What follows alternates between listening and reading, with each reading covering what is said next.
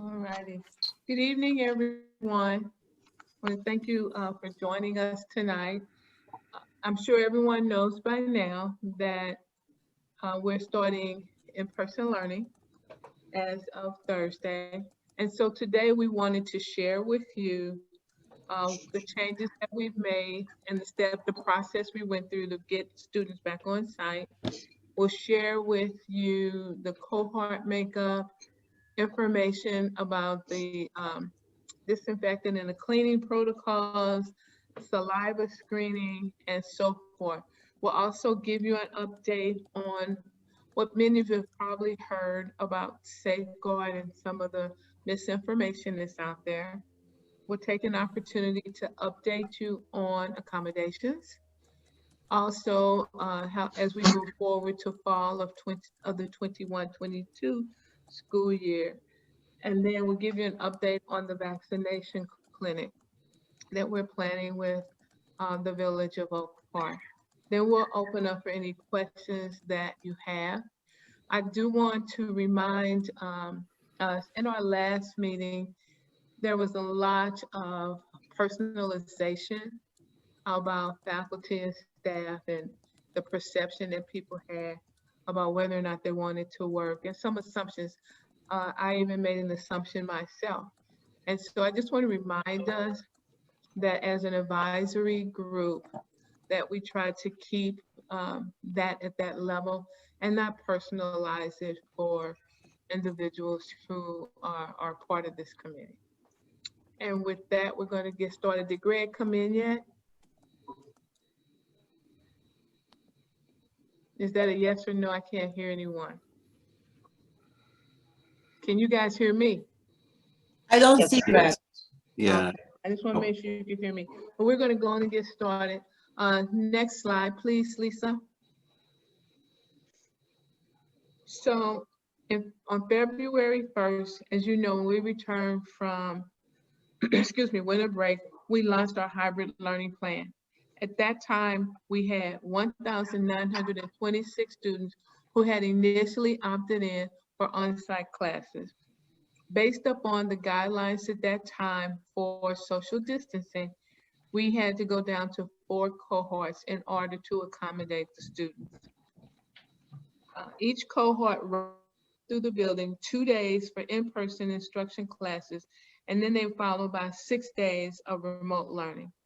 In early March, the Illinois State Board of Education and the Illinois Department of Public Health issued new joint guidance mandating that schools prioritize returning to in-person instruction.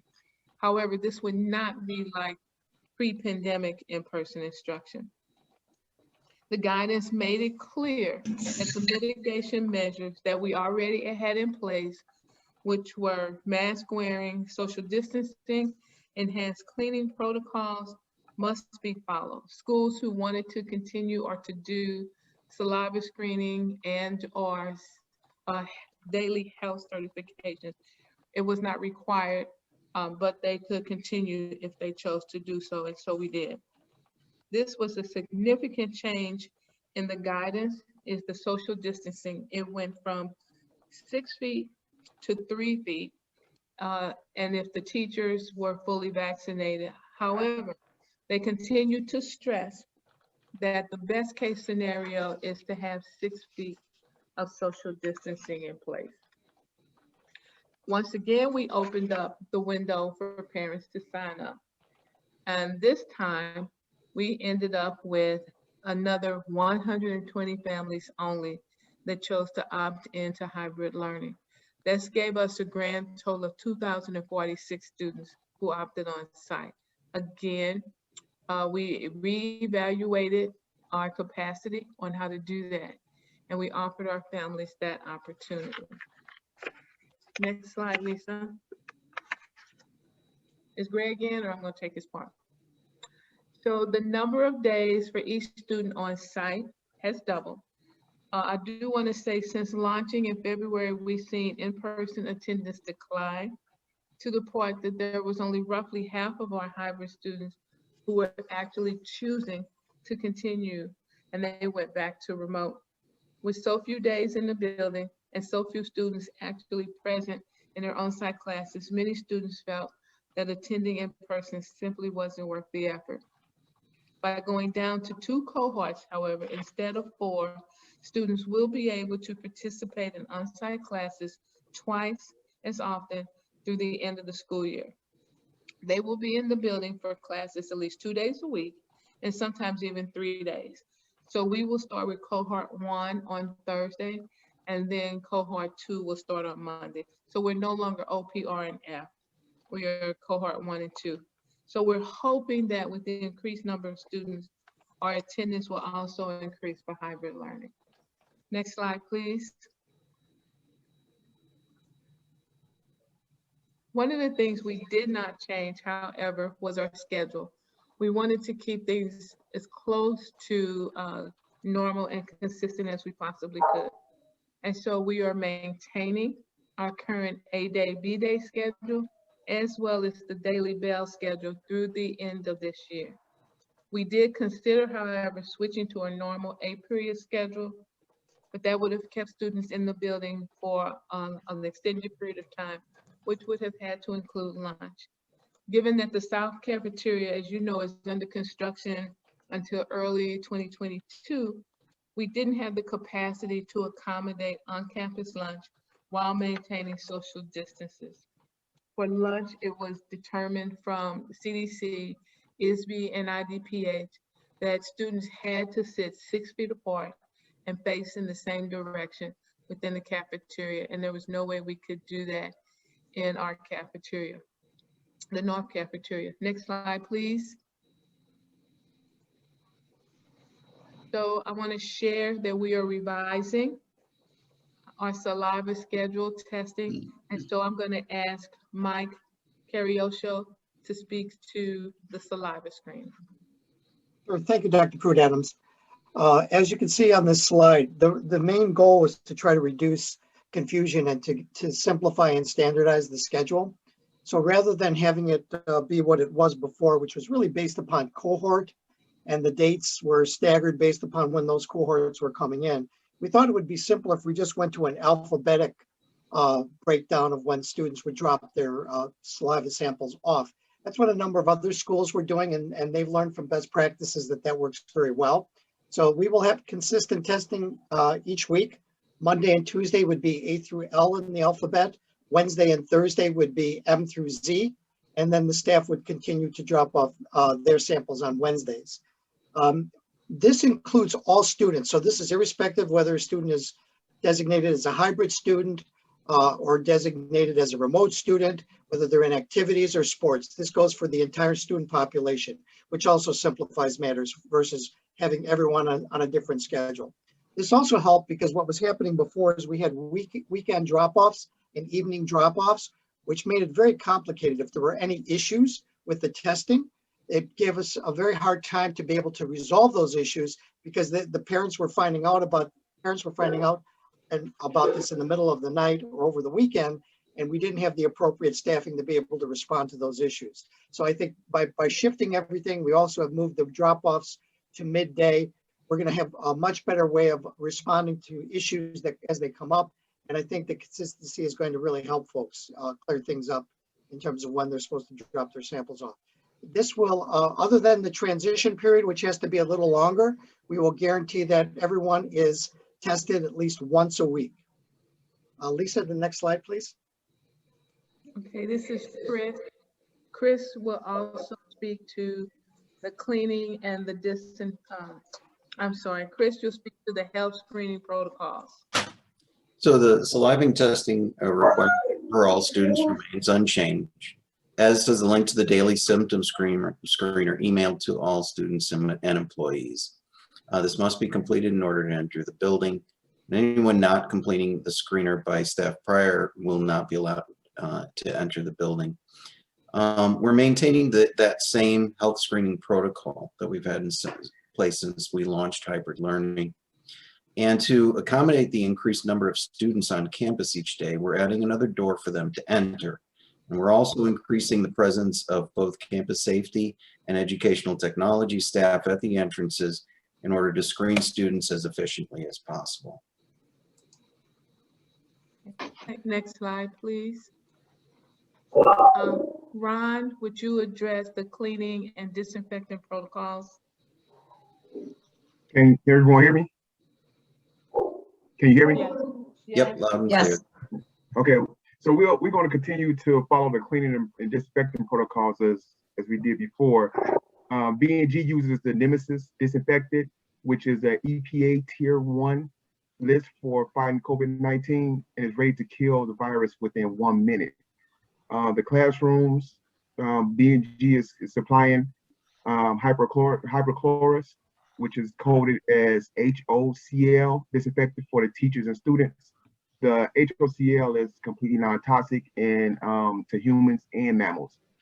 It's highly effective in eliminating the germs, bacteria, fungi, the virus, and other pathogens, including the COVID-19 virus.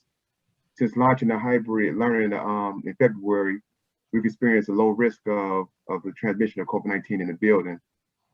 We'll continue to be vigilant about maintaining our protocols for all the students and employees to stay in a healthy learning environment and exercise these protocols for the remainder of the school year.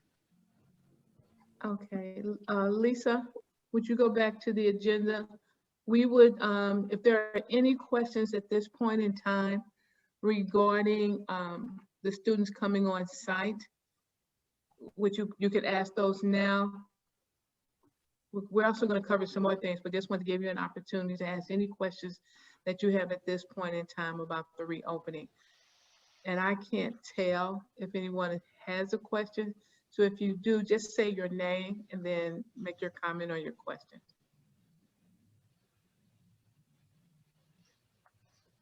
Okay, there is silence. Could you go back to the agenda, please, Lisa? Oh, you do have the agenda. I am so sorry. So the next thing we wanted to talk about is safeguard surveillance, give you a safeguard surveillance update. Several weeks ago, in fact, in our last meeting, I mentioned that there was some indication that IDPH was going to do an investigation on safeguard and that they were not conducting they were not doing the screening appropriately. We had our legal counsel investigate, and we were told that we were okay to move forward.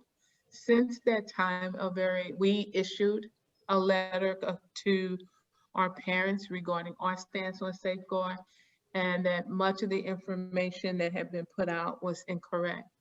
Since that time, a very lengthy article in the Patch has come out that talks about some manipulation, for lack of a better word, of information regarding safeguard, IDPH, the governor's office, and a competitor against safeguard. At this time, safeguard has received their CLIA certification, and we have been told by IDPH we are good to continue moving forward with safeguard.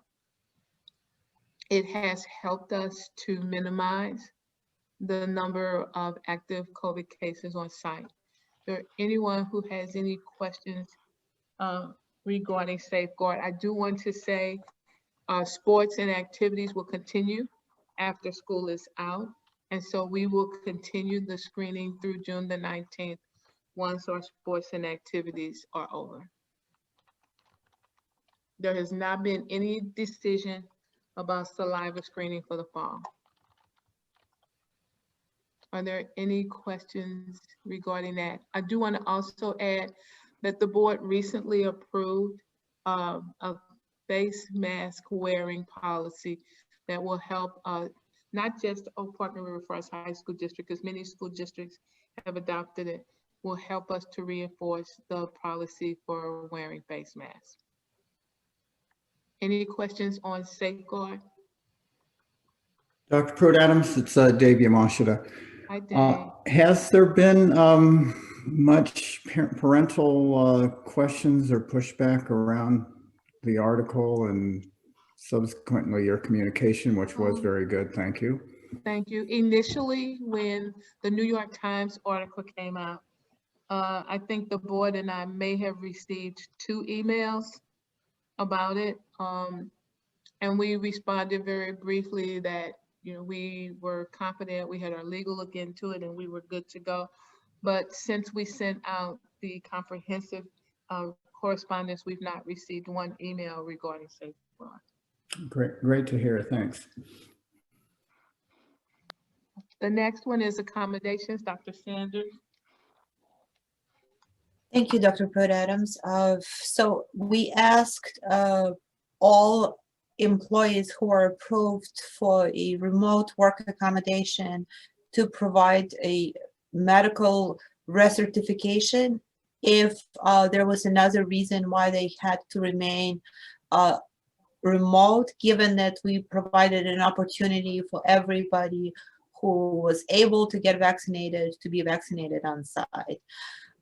So we have all the employees were coming back on April 12th. At this point, we've had 54 employees return back, and 35 of these employees are teachers. Are there any questions for me?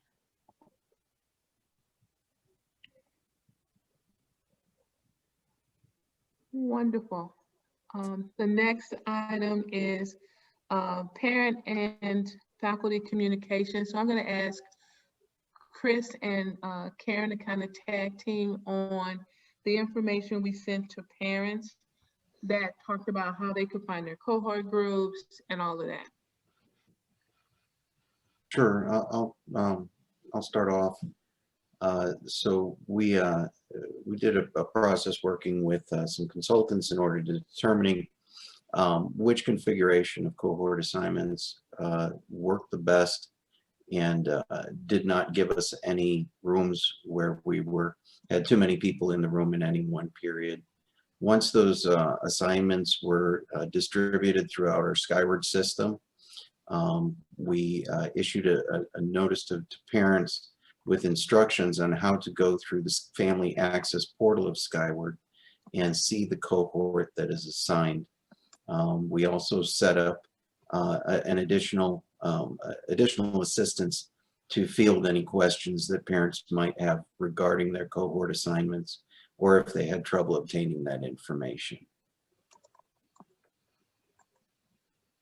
Karen, did you want to add anything? No, just that we sent out a comprehensive communication.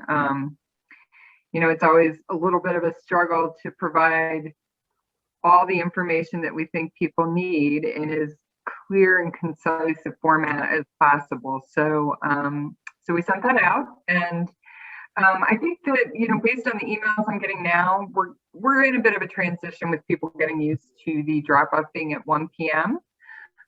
So that's definitely something we want to stress in communications as we move along. Every Friday, I do put out a reminder of the next week's schedule, and so that's something I can include with this week's Friday reminder. And then the Monday memo from Dr. Pruitt-Adams, of course, has information related to reopening and COVID and all that. So that's another opportunity for reminders. Any questions of Karen regarding communications? Okay. I'm going to add something to the agenda because I know it's on the mind of many of our parents. So we don't have, do we have many parents? We don't have many parents in here at all today, but I do want to give an update. We've been getting a lot of questions about prom and graduation, specifically as it relates to COVID precautions. And so I'm going to ask Mr. Johnson to speak to prom and graduation and with regards to the requirements for social distancing. Sure, yeah, thanks, Dr. Pruitt-Adams. So, we, a few things to say. I'm trying to figure out exactly where to start for both those topics together. I'm going to start with our students and the student voice that we've gotten on the matter. In conversations through a survey that we did specific to graduation, there is kind of one theme that has come through, whether it's been a huge chunk of our students percentage-wise or just kind of a plurality of the vote in one case. That common theme is students are looking to find a way where they can get together with their classmates by the end of the year. That's certainly something that they want. With that said, exactly how we can pull that off is significantly affected by the guidance that we have from the state as far as mitigations are concerned. And so let's take each kind of event at one at a time. Let's start with graduation. First of all, we did a survey and had a number of conversations with our students about graduation. We had a graduation committee that had a variety of people on it. And here's what we saw in the survey results. First, we saw that about 40% of our students really wanted one ceremony, and a little over 50% wanted a variation between, multiple ceremonies, or the kind of ceremonies that were kind of like what we did last year, very non-traditional ceremonies that are very informal. Like a drive-up ceremony or a walk-up or something along those lines. Our parents, when we surveyed the parents, about 50% actually right about 50% of our parents said that they wanted multiple ceremonies, because that's the best way for multiple parents to kind of get into the ceremony and actually participate and see their kids graduate. And so after we realized that those survey results, we kind of dug a little bit deeper, and we found that, well, it's not exactly our entire student population who filled out the survey. The survey population takers, they were disproportionately white students who filled that survey out. And it was only really our white students who were really geared towards having the one ceremony. All of our other student demographic groups were evenly split between wanting one or other types of ceremonies. And so we had to take that and kind of understand what that meant to us. So it kind of further grade the picture for us with the ceremony. But then a few things happened to help us make the decision for graduation. Number one, the mitigation changed, right? March 8th, new surveys, new guidance came out from the state that allowed us to have more spectators outside than we originally planned. And so as a result, with that guidance in mind, we shifted towards, rather than the 4 or 5 ceremonies we originally thought we were only going to be able to pull off, towards an approach that had just 2 different ceremonies, 450 students in each of 2 ceremonies, divided by counselor, allowing all of our kids, and this was a key piece for us, allowing our kids to invite two parents, 2 spectators, 2 family members to come and witness the graduation ceremony. This prevented our students from being in a difficult situation of trying to decide which guardian they were going to give their one sole ticket to, right? If we reduce it down to the other. If we reduce it down to 1 ceremony. So that was an important step for us. As far as physical distance is concerned, as Dr. Pruitt-Adams was talking about, we can get 450 students onto the football field with our stage without problem. We know that's going to work. If they each have 2 tickets, that's 900 spectators in the stands. That's the maximum that the stands will allow. So that's why we made the decision that we did on graduation. And absolutely, that has been a hot point in the community. We received, and the board has received, a number of emails asking for clarity or for arguing really for the one ceremony approach, because the people who voted for that are very strong in that perspective, and of course we respect that. But we really think that the judgment that we made on that is the best decision that we can make, given the kind of complex data that we got in and the mitigations that we know we have to put in place. The second thing is about prom. And again, we have the same message with prom. The kids are saying, look, we just want a way to get everybody together. We want to be able to be with our peers before this year is up. And so we've had a number of conversations. The student leadership group, we have a prom committee as well that has met several times. In fact, there was a meeting today with them, and we are very close to making and communicating out a decision with how our prom activities are going to unfold. It could shift a little bit between now and when we hopefully can get communication out tomorrow or Thursday at the latest. But what we're looking at is a very kind of informal senior class event, which is taking them to taking any senior who wants to attend to Six Flags Great America with their entire senior class all together in this event. This will allow them to experience kind of a community kind of identity event. And Six Flags has been really open to this. Multiple hours. I don't know exactly how many hours it is. I'm waiting for the final determination. They've actually originally they told us they could host all of our students if they wanted to come for 4 hours. But we heard on Monday, well, I guess that was only yesterday. We heard on Monday that that has been able to expand quite a bit. So that's one. Two kind of logistical pieces for that. Number one, and Sarah, I saw your question in there. One is about eating when they're there. Six Flags has set up these large areas where groups can kind of eat together in larger groups than would otherwise be possible indoors. And so I don't know exactly what those logistics are, but I'm waiting to hear back on the specifics there. It looks like there'll be ways for them to kind of enjoy some camaraderie that way as well. Transportation, we will be able to get them out there on buses. This is one of the it is a bit of a pivot for prom, but it is a benefit of the pandemic in the sense that we have not spent a lot of our funds and our resources in, for transportation for events like this and for activities. And so we have money sitting in our budget from the school year that we can use to transport our class to Six Flags and to cover the cost. So that's the key thing about this Six Flags experience as well. We're able to do so at no cost out of pocket for our kids, which means that it really is something that the entire senior class can benefit from. So we're really excited about that.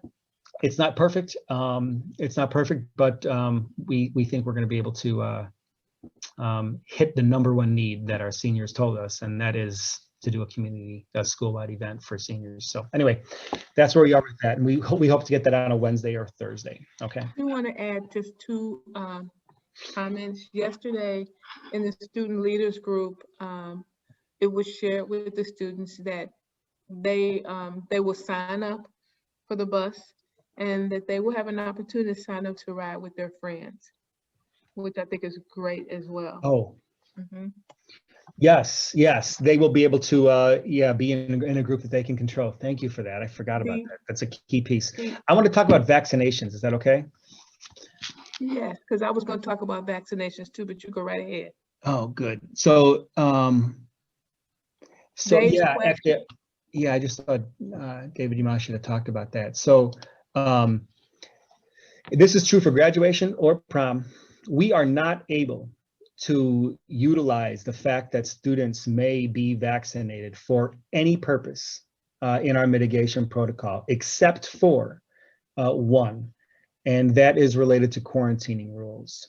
So if I am vaccinated and I've been in close proximity to somebody who is positive, who comes back positive for vaccination, some comes back positive for COVID, I do not have to quarantine, right? I do not have to, as long as I'm asymptomatic. That is what the state allows us according to the school guidance that they have for us. That is the only way that schools right now have been given permission to use vaccinations to determine how mitigations roll out relative to schools. So again, to reiterate that, even if we find out that a plurality or everybody or a specific subgroup of our senior class is vaccinated, there's nothing about how we set up our social distancing or our events that can be affected by that fact.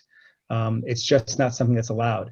There is a separate guidance called Bridge to Phase 5, which the governor put out that governs practices for businesses and other institutions presumably, but the school guidance that the state has is very specific.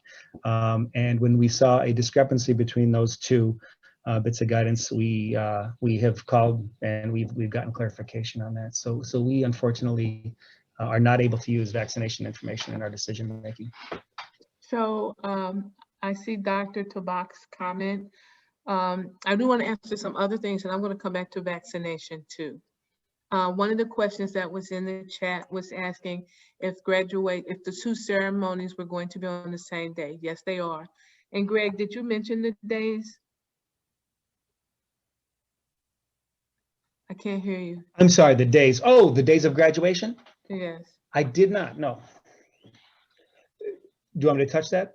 Yes. Yeah. So, so graduation is typically on Sundays over the past few years. That's how we've done it. But we can't do an indoor graduation. It's impossible. And so we have talked with the village to shift our graduation ceremony to Saturday. This allows us to use the Sunday as a potential rain date. All right. So our two ceremonies are going to be on Sunday. And we learned today that we will be able to do them at 2:30 and 5:30. Is that right, Dr. Prudence? Yes. Yeah. So Saturday, and then if it rains, we'll do it Sunday. Okay, I also want to, I know you answered Dave's question about vaccination. Did you respond to his screening? Because we will be using the screen for graduation. Is that correct? Saliva screening for graduation? Correct. Yes. So I'm sorry, I'm looking at the questions to make sure I answer them. Are you talking about David's, the question about the Yeah, official guidance about I heard you just people speak to being the comfortable? vaccination. I didn't know if you responded to the question about the saliva screening. He said, or screening, will we also use saliva screening?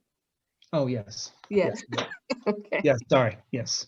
thank I you. was looking for the question. Okay. And then the other question we have, and Jennifer Anderson put a question. I'm going to come back to that. I want to hit on the vaccination clinic and Dr. Tabak.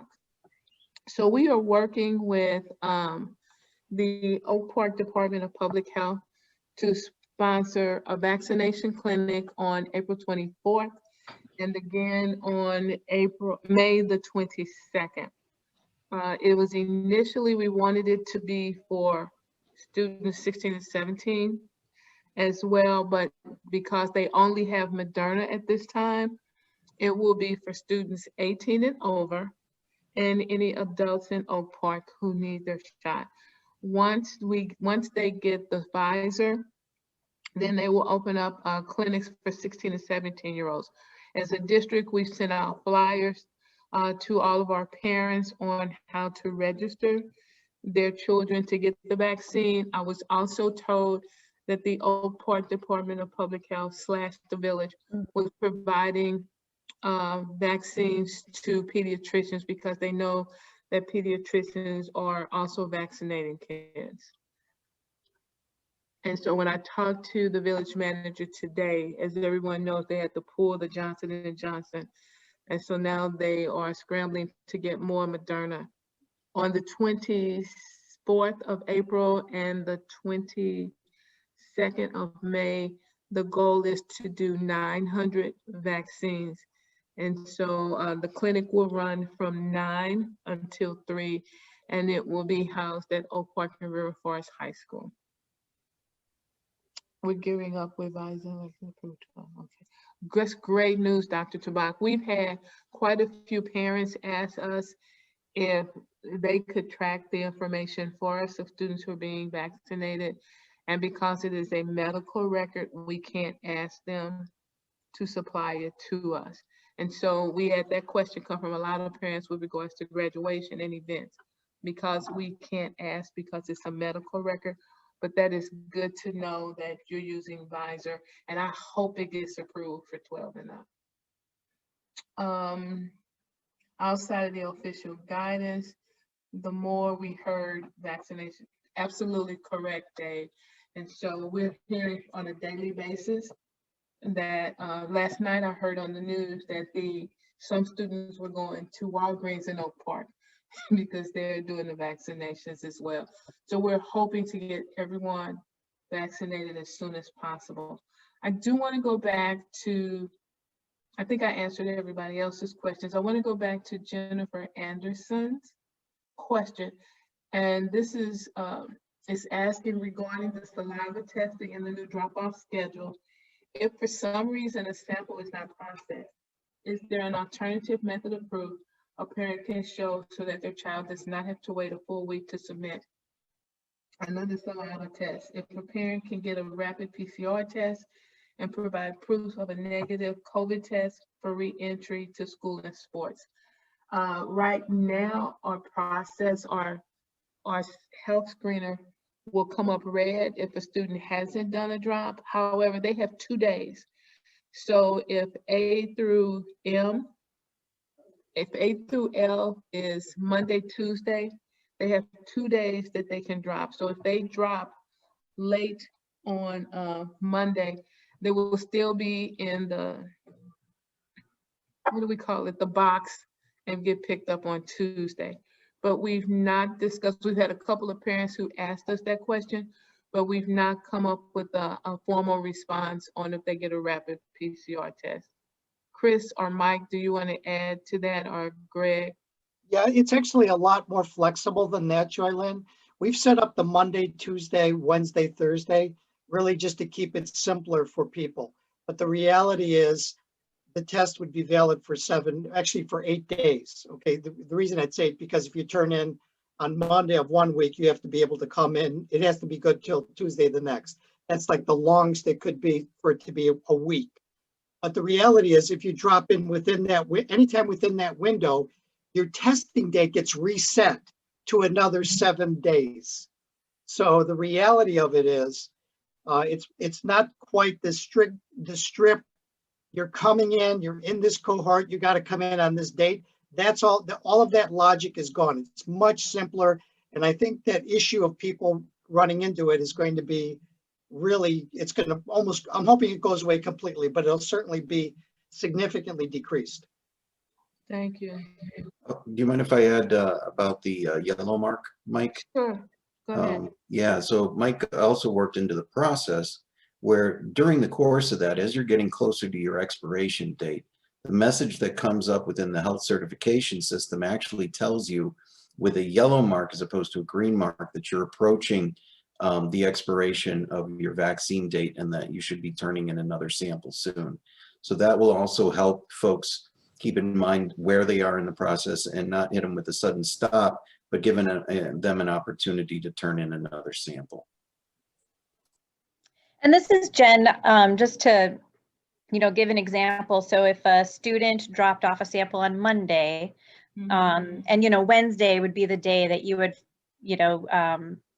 find out basically if that was received, it's kind of a 2-day turnaround, and it wasn't received, and then they could drop off again on Wednesday, they wouldn't really be cleared then 2 days later until Friday. So especially for sports, they probably would have missed that whole week of sports when they did everything that they could by turning in the sample, but for some reason it wasn't located.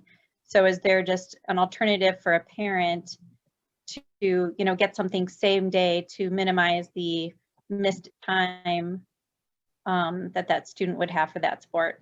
Since we changed the drop-off time, we're actually getting responses, the same day.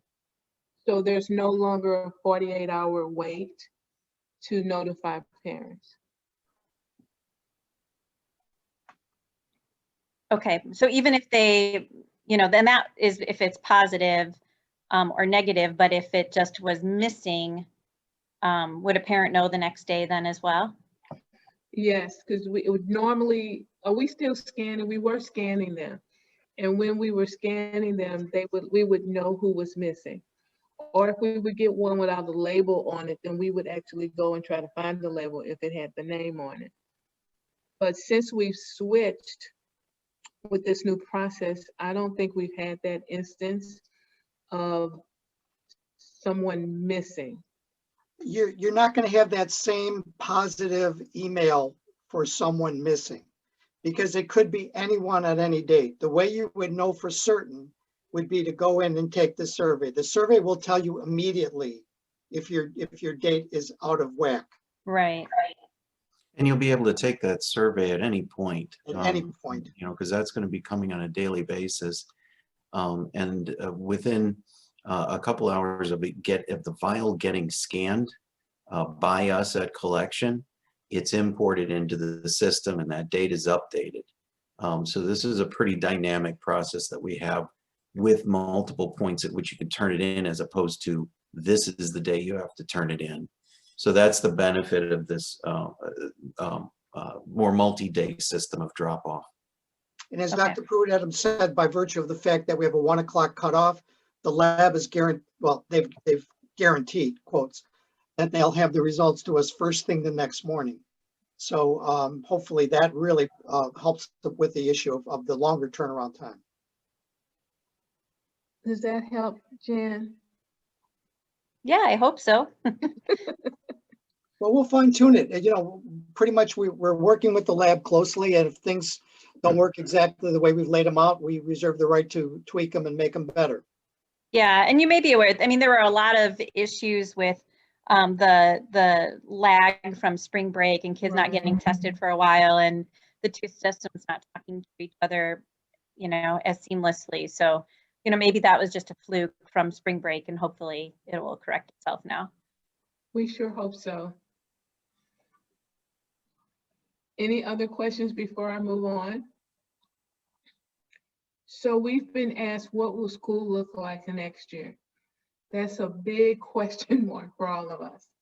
You know, as we indicated, ISB's push and IDPH's push is to put in-person learning as a priority over remote learning. In fact, we were at one point told the only remote learning that can be offered for next year would be for students who have a medical condition.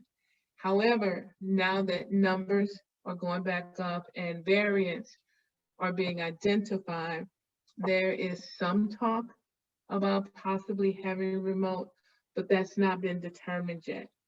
The districts will have to post on their website their reopening plans for the upcoming school year, and they will have to indicate what's being done regarding learning loss from the pandemic, as well what is happening with regards to social emotional learning. I am a part, and Greg is a part of a group of superintendents who are working with West 40's Regional Office of Education to possibly develop a virtual school that would start next year, because we realize that there are some kids who are thriving in a virtual world and whose parents will not want to go back to in-person instruction. However, schools are not going to be able to, at this point, offer independent virtual academies. It would be cost prohibitive. And so we are working with Mike Pop and Mark Klasner from the West 40 ROE to develop a grant for an alternative, it's not an alternative, I'm sorry, a virtual school grades 4 through 12. Hopefully that will be awarded sometime next month, and we'll be able to publicize that information as well. But as we plan for next year, our plan right now is to have our students in person. I do want to go back and indicate that we've been asked by people, if we had a little over 2,000 people opt for hybrid, why couldn't we get them all into class with the reduced social distance? And we went through, as you heard me say, that we went through and looked at our capacity again. Because our building is old, not all of our classrooms meet today's standards for classroom sizes. And when we tried to bring in one cohort, we had, Chris, correct me if I'm wrong, approximately 116 classrooms that would be over capacity. And so we went back to 2 cohorts, which reduced that significantly to the number of instances of overcapacity. And so we were able to address those on an individual basis. So and I'm saying that because there's so many different levels of misinformation out there about the why. And so I wanted to share with this group. So those are all the items that we wanted to share with you tonight. Any feedback that we can get from you is appreciative. I do want to say Misty Olson's not here, but one of the things she suggested when we talked about bringing freshmen back in was the renumbering of our building as a part of wayfaring. And I just want to commend her with the work that she's done with Ron Anderson and Kim Hoyt, who is another one of our parents. and they've developed a process for renumbering the rooms in our building with a process that we will be presenting to the Board of Education on the 22nd. And Greg, I do want to add that one of the things for in the fall, we normally have a freshman orientation day. And so for next year, there will be a special day for the freshmen and for sophomores, because many of them as freshmen have not had the opportunity to be in the building. Is that correct, Greg? Yeah, we'll do that. I mean, there won't be 2 days for that, but the Husky kickoff day will be for, both groups of students. Are there any questions or comments or suggestions as we move forward from members of the group?